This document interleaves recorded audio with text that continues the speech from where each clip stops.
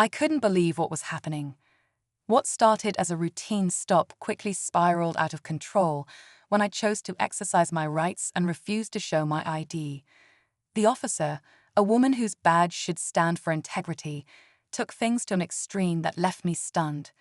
From the moment she stepped out of her patrol car, her attitude was intense, demanding compliance without even explaining what I had done wrong. You'd think law enforcement would be trained to handle these situations calmly, but instead, things escalated fast. Her frustration turned into an all-out power trip, and I found myself caught in the middle of a scene I never thought I'd experience firsthand. Did I do something wrong, or was I just in the wrong place at the wrong time? Whatever the case, I stood my ground, knowing I had every right to. Stick around, because this confrontation takes an unexpected turn you won't believe. As I stood there, trying to stay calm, the officer's tone became sharper, almost as if she wanted me to break under pressure. I politely asked why I was being stopped, but instead of answering, she fired back with more demands for my ID.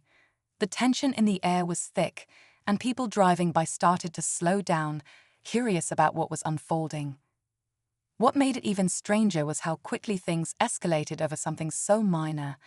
I hadn't broken any laws, at least none that I was aware of, and I couldn't shake the feeling that this was about more than just a random stop. Her energy felt personal, like she had something to prove, and I became the target of her frustration. At one point, I thought she might explain herself, but instead she got closer, her voice rising, almost like she was trying to intimidate me into submission. I knew I had to be careful. One wrong move, and this could spiral even further out of control. As she stood inches away from me, her presence felt more overpowering than ever.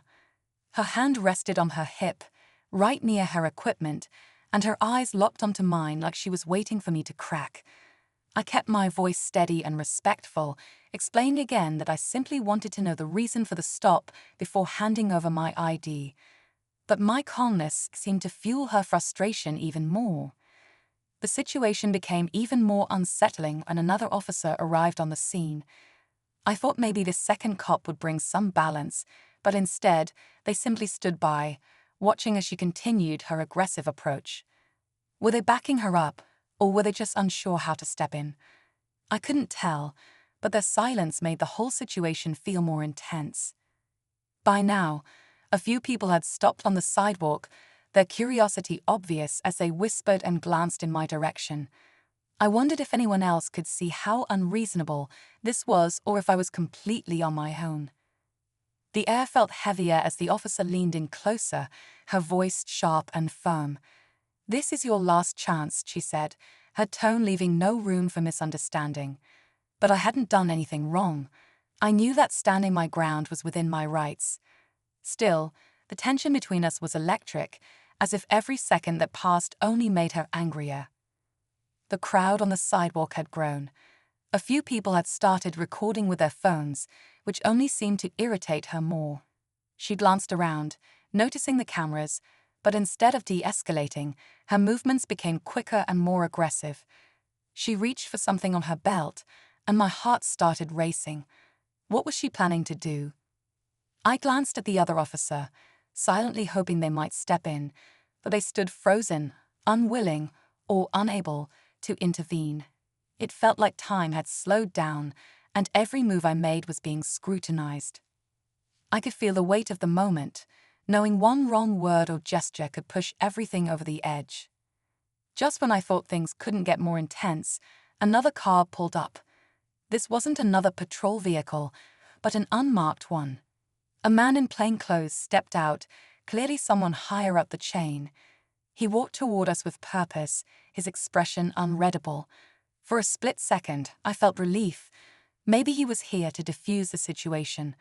But as soon as he spoke, that hope faded. "Is there a problem here?" he asked, his tone calm but firm, as if he already knew the answer. The officer immediately launched into her version of the story, painting me as uncooperative and suspicious. I couldn't believe what I was hearing. It was a complete twist of what had actually happened. The man turned to me, his gaze sharp. "You're making this harder than it needs to be," he said, as though I was the one escalating things. The crowd grew quieter, sensing the shift in energy.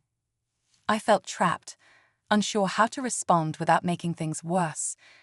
Was this all just a show of power, or was something bigger going on here? As the plainclothes officer stared me down, the tension was unbearable. I calmly reiterated my question. What law have I broken? Why was I stopped in the first place? For a moment, there was silence. The original officer avoided eye contact, clearly flustered, and the man in charge seemed caught off guard. It was as if the question had thrown a wrench in their plan. Then, out of nowhere, the crowd's murmurs grew louder. One of the bystanders, who had been recording the entire time, stepped forward cautiously. "I've got this all on video," they said firmly, their voice cutting through the chaos. That simple statement shifted everything. The plainclothes officer glanced toward the crowd, clearly uncomfortable with the growing attention. Finally, with a frustrated sigh, he gestured for the officer to back off. "Let him go," he said under his breath, his tone filled with irritation. She hesitated, her pride clearly wounded, but she reluctantly stepped away. Just as I thought it was over, she muttered something under her breath, a veiled threat that left me wondering if this was truly the end or just the beginning of something bigger. As the officer stepped back, I felt a wave of relief, but my heart was still pounding. The crowd, still filming, seemed to act as a shield, ensuring nothing more could escalate. I looked at the plainclothes officer one last time, and his expression was clear.